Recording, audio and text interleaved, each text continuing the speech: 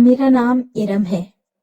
میں جو واقعہ آپ کو سنانے جا رہی ہوں بالکل سچا ہے۔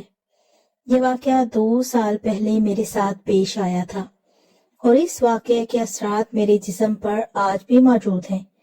ایک بیماری کی وجہ سے میں ایک نیم حکیم کے پاس چلی گئی تھی جس نے اپنی نا تجربہ کاری کی بنا پر مجھے زندگی بھر کا روگ لگا دیا ہے اور میرے ساتھ بہت ہی گھٹیا کام کیا۔ تو اس لیے چلتے ہیں کہانی کی طرف۔ کچھ دنوں سے میری دونوں پنڈلیوں میں شدید درد ہو رہا تھا اور یہ درد اس وقت ہوتا تھا جب میں صبح سو کر اٹھتی تھی۔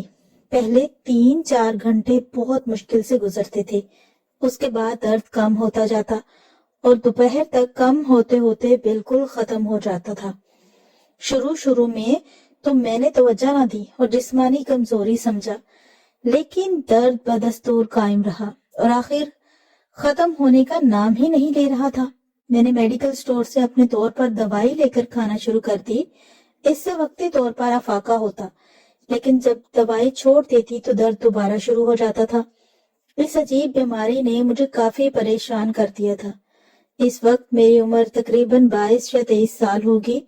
پھر کچھ ہفتوں بعد درد بڑھتا بڑھتا پنڈلیوں سے اوپر رانوں تک پہنچ گیا اور میرے لیے چلنا پھرنا دوبھر ہو گیا۔ اب تو میں سچ مچ پریشان ہو گئی تھی۔ امی بھی میری طبیعت کی وجہ سے پریشان رہتی تھی۔ میں سارا وقت اسی کوشش میں لگی رہتی تھی کہ کہیں سے مجھے اس بیماری کا علاج مل جائے اور میرے درد کو افاقہ ہو جائے، لیکن ابھی تک کوئی کوشش کامیاب نہیں ہوئی تھی۔ اپنے طور پر کچھ ٹوٹکے بھی آزما کر دیکھ لیے، لیکن کوئی فرق نہیں پڑا۔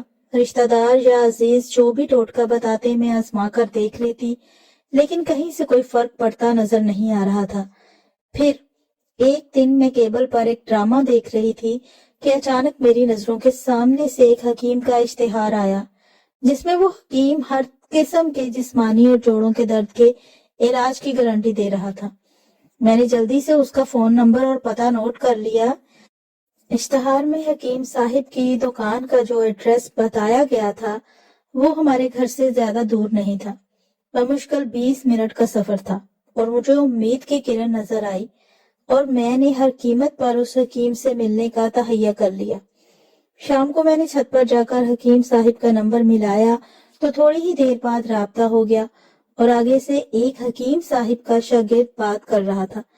میں نے پوچھا کہ یہ حکیم دلدار کا مطلب ہے تو اس نے کہا کہ جی ہاں، فرمائیں کیا مسئلہ ہے۔ میں نے اس کو اپنی ساری کیفیت بتا دی جس میں پچھلے کئی ہفتوں سے گزر رہی تھی۔ پھر ساری بات سن کر اس آدمی نے کہا کہ یہ تو کوئی مسئلہ ہی نہیں ہے، اس طرح کے مریض تو روز ہمارے پاس آتے ہیں اور شفا یاب ہوتے ہیں۔ آپ کل دن کو 11 بجے ہمارے مکتب پر تشریف لے آئیں۔ حکیم صاحب 10 بجے سے شام 5 بجے تک بیٹھتے ہیں۔ میں نے اس آدمی کا شکریہ ادا کیا اور فون بند کر کے نیچے آ گئی۔ اب دوسرا مرحلہ یہ تھا کہ میں کس کو ساتھ لے کر حکیم صاحب کے مکتب پر جاتی، کیونکہ میں غیر شادی شدہ جوان لڑکی تھی اور ہمارے خاندان میں اکیلی لڑکی کا گھر سے باہر جانا اچھا نہیں سمجھا جاتا تھا، لیکن جانا بھی ضروری تھا۔ میری امی خود بھی بیمار رہتی تھی، اس لیے ان کو ساتھ لے کر جانا مناسب نہیں تھا۔ میں نے اپنی بھابھی سے بات کی تو وہ فوراً مان گئی اور کہنے لگی، ارم، اس میں کیا مسئلہ ہے، میں تمہارے ساتھ چلی جاؤں گی۔ اگر میرے ساتھ جانے سے تمہارا کام ہو جائے گا، تمہاری تکلیف ختم ہو جائے گی تو اور کیا چاہیے۔ میں نے بھابھی کا شکریہ ادا کیا اور اگلے دن صبح 10:30 بجے میں اور بھابھی رکشے میں بیٹھ کر حکیم صاحب کے مکتب پہنچ گئیں۔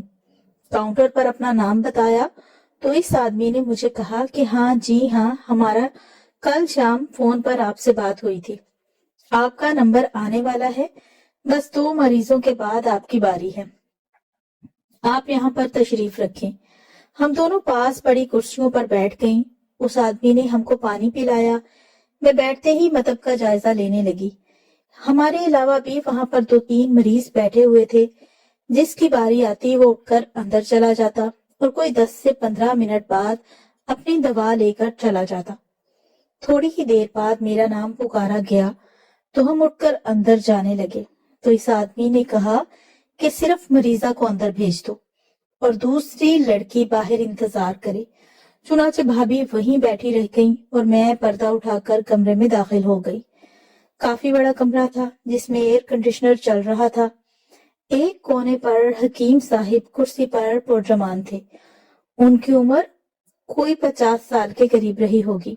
छोटी छोटी सफेद दाढ़ी थी, लंबे बाल रखे हुए थे जैसा कि अमूमन हकीमों के होते हैं। मोटे शीशों वाली ऐनक लगा रखी थी। मैं सलाम करके बैठ गई और अपने आने का मकसद बयान किया और अपनी बीमारी की तफसील से मुकम्मल तौर पर उनको आगाह किया। मेरी बात सुनने के बाद हकीम साहिब ने कहा, ये तो कोई मसला नहीं है, अभी आपको चलने फिरने के काबिल कर देता हूँ। पहला और जरूरी इलाज यहाँ पर करूंगा, इसके बाद 1 हफ्ते की दवा दूंगा और तुमको दोबारा आने की जरूरत नहीं पड़ेगी।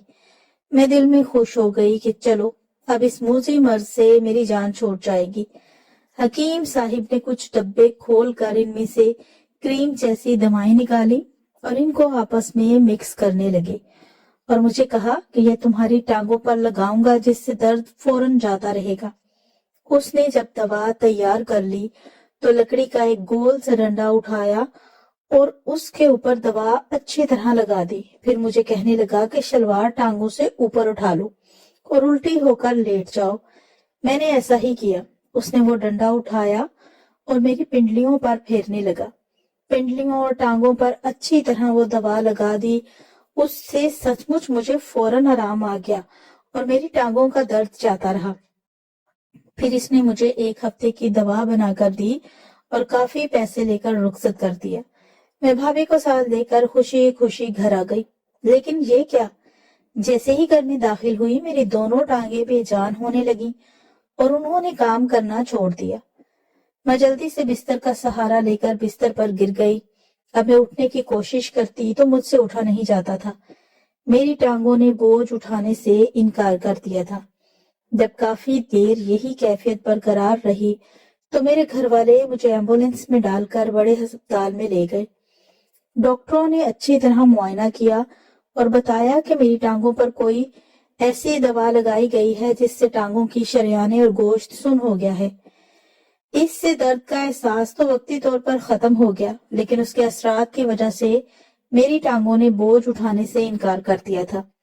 खैर, अब अस्पताल में मेरा इलाज शुरू हो गया और करीब 1 हफ्ता मैं वहां पर दाखिल रही तो बमुश्किल इस काबिल हुई कि टांगों पर बोझ डाल सकूं और फिर मैं घर आ गई। लेकिन इलाज जारी रहा। आहिस्ता आहिस्ता कुछ महीनों बाद मुकम्मल तौर पर ठीक हो गई। दर्द भी जाता रहा, लेकिन आज भी जब मैं कभी थोड़ी देर ज्यादा काम कर लूं या पाँव के बल बैठ जाऊं तो मेरी टांगे दोबारा सुन्न होना शुरू हो जाती हैं। इस हकीम ने अपनी कम इल्मी और पैसों के लालच में मेरी टांगों का बेड़ा गर्क कर दिया था। ये तो अल्लाह का शुक्र है कि मैं बर वक्त अस्पताल पहुंच गई और मेरा इलाज हो गया, वरना शायद मैं हमेशा के लिए टांगों से महरूम हो जाती। और इस वाकये में हम सब के लिए सबक है कि कभी भी अपना इलाज नीम हकीम से मत करवाएं। अगर आप भी मेरी इस बात से मुत्तफिक हैं तो अपनी राय का इजहार कमेंट्स में लाजमी कीजिएगा। शुक्रिया।